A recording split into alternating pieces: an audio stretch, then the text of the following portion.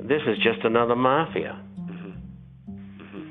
And I learned what I could as a spy and learned all the things I wasn't supposed to learn. And then I couldn't believe they wanted to keep me on, either in the capacity I was in or with the CIA or NSA. And I refused. And they never really got over that. They were very upset that I wasn't going to stay forever like Porter Goss did. Goss did the same kind of work I did. And he evolved into the CIA, and that in his whole life was different than mine. Well, one of you, two roads in a wood diverged, and Bob took the one less traveled by. So, I mean, thank God that you took the road of truth. I don't know that we can say the same thing about Porter Goss, who's probably wrapped up in the whole 9/11 story. Let me ask you this, before we move on to some questions. That's the theft of the gold. He was in on that. Yeah. You Just thought I'd mention it. Below the World Trade Centers? Mm-hmm. Yeah. He stole it all. Yeah, there's so much, folks. For those of you that have not dug into the 9/11 story and taken a look at what really happened that day, there's so much information. Everything will make more sense to you if you can get your arms around what actually happened that day. We won't get into it here, but there's plenty of great information on the internet, and I would have you start with probably Scholars for 9/11 Truth and head down that path a little bit. Bob, before we get into questions from subscribers, let me ask you what you make of this Osama bin Laden has been killed nonsense. What do you make of this latest propaganda story? Nonsense. There's been a number of revelations over the last 10 years about his death. He was a creature of the Central Intelligence Agency. He was an employee. Just like they control Al-Qaeda and Taliban from the very beginning until today. That's why they're fighting as rebels in Libya right now. And the guy that's running the program there lived in Virginia for 20 years prior to taking that job working for the CIA. So this whole thing is a scam. It's just like the certificate of live birth, another scam. Yeah.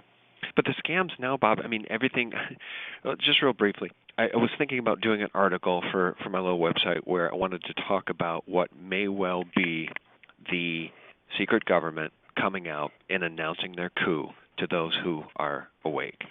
Because the sheeple are never going to get it. The people that can't see this will be blind forever, because these latest two things, Bob, are so obvious. This ridiculous long-form birth certificate, which the minute it was released was torn apart as being fraudulent, number one. Number two, this ridiculousness about going in with a SEAL team and killing Osama bin Laden, and then the pictures they release of him are clear fakes. That's not the result of bumbling. That's the result of deliberate information that they want to convey to those that are awake, that we're in charge, and there's not a damn thing you can do about it. We are doing something about it.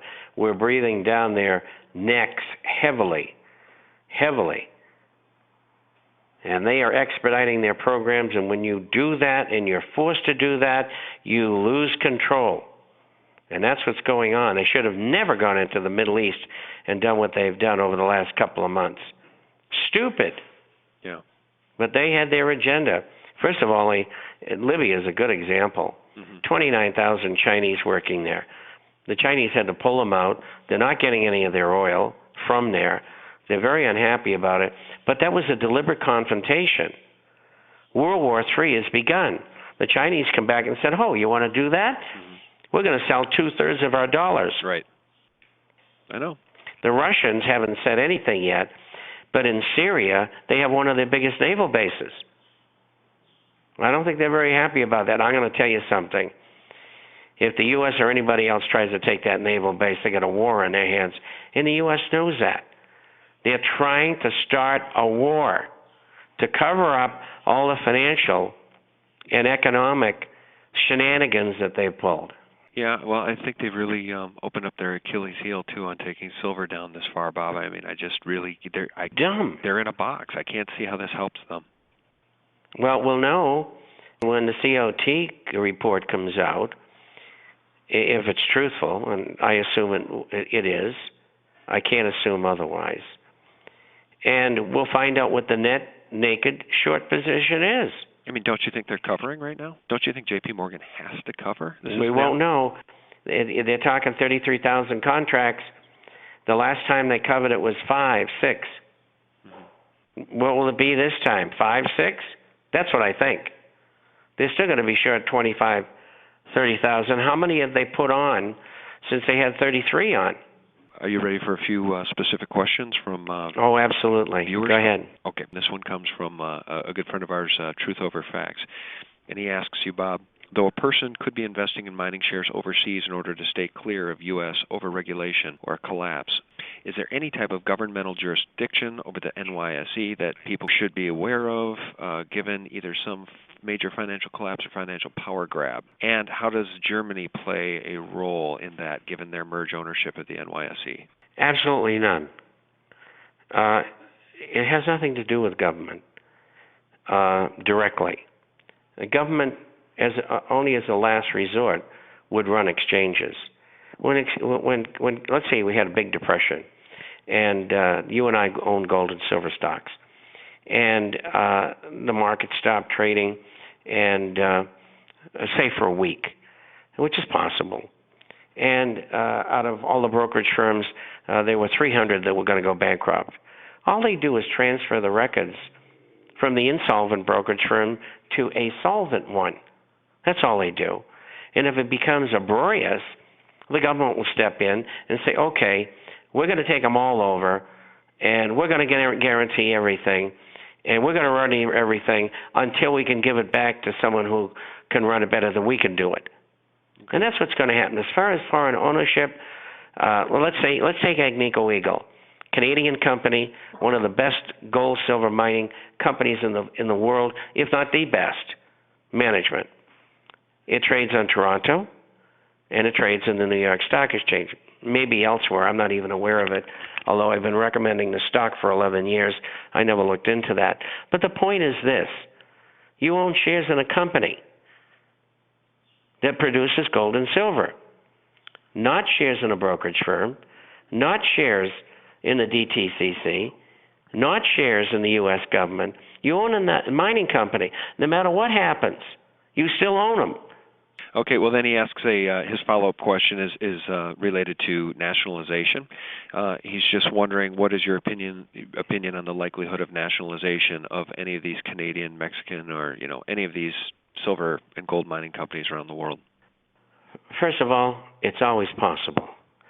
Is it probable?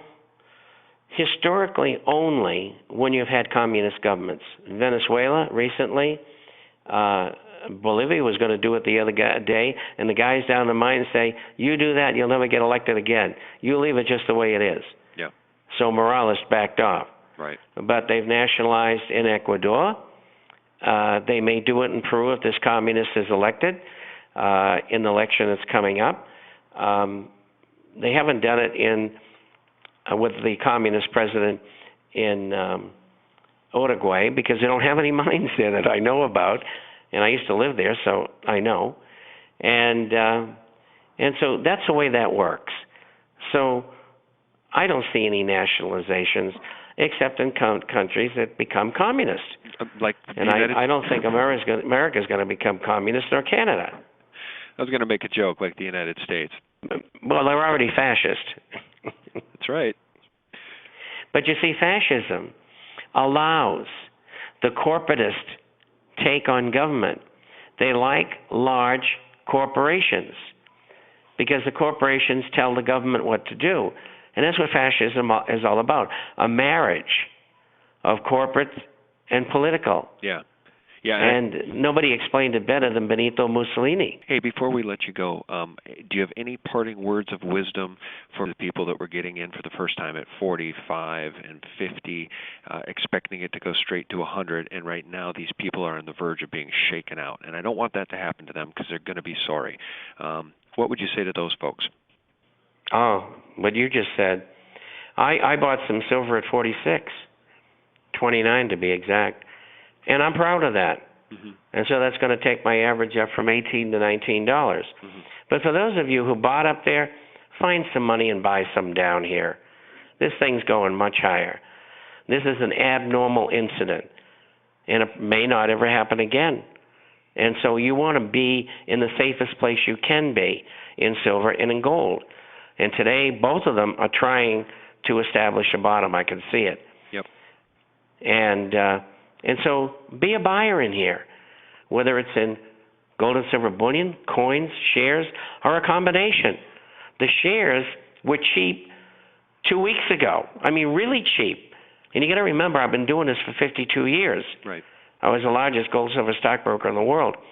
Now they're throwing them on the street. You got to be a buyer.